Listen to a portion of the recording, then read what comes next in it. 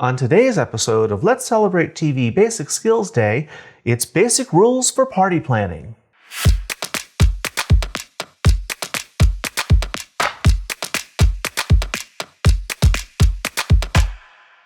Hi everyone, welcome to today's episode of Let's Celebrate TV Basic Skills Day. I'm your host, Peter Lee.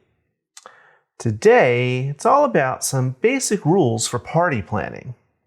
Now, like it or not, the holidays are fast approaching, and several people have written in and asked me for some tips and tricks because everyone's hosting holidays this year, and everyone's saying, oh, I can't do it, but we know you really can.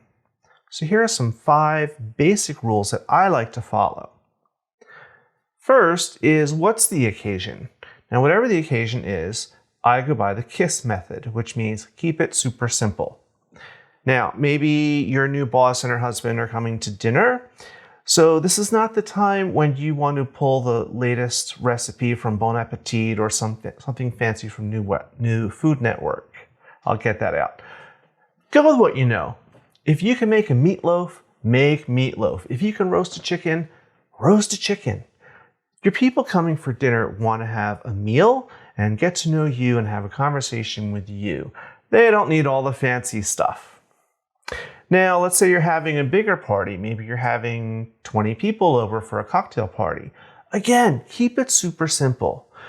Find recipes for nibbly foods that are quick and easy to make, and do as much in advance as you can. A lot of times dips and sauces and things are better when they're made the night before.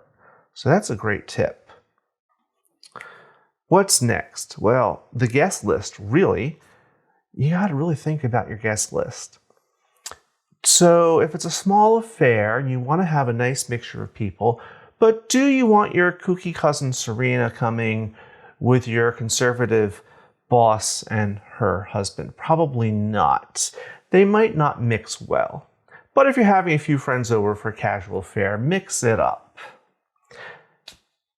What's next? Well, know your audience and take notes. When you do your guest list, think about who's coming and what they are, what they eat. Maybe Carol doesn't eat pork, or maybe Jamie has a nut allergy. These are all little details that you want to keep in mind.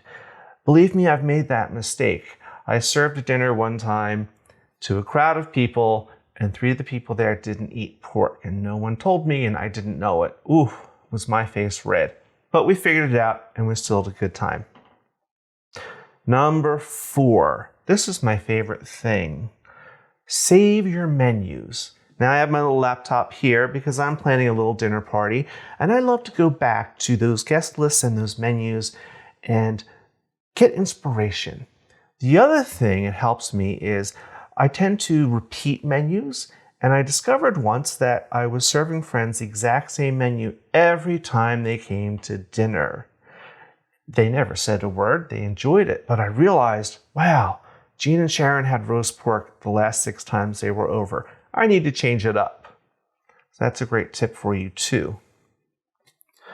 The last thing, and probably the most important when you're entertaining, make yourself a schedule.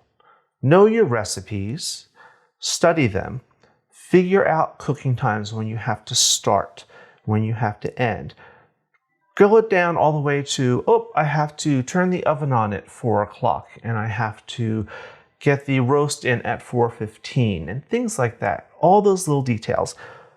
I tend to also, in my schedule, give myself time for cleaning, setting up the table or the buffet. Work all that out and it will make your life a lot easier. So those are my top 5 tips for basic rules for party planning.